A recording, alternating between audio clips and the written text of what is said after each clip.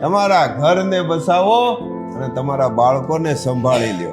તમે પણ સંભાળી લેજો. દાંપત્ય જીવન કોને કહેવાય? તમારા ઘરને બસાવી લ્યો. આજ કાળ બહુ ભયંકર કાળ છે. હા, બહુ ભયંકર. ઘણી વખત વાત કરું છું ને, આખી પૃથ્વીને ભોળો લીધો છે. આખી પૃથ્વીને અજગરે એટલો ભોળો લીધો, જરાક જગ્યા વધી. ઘર બસાવો. શરીર તો બસે કે ન બસે, પણ જીવાત્માને બસાવી દે.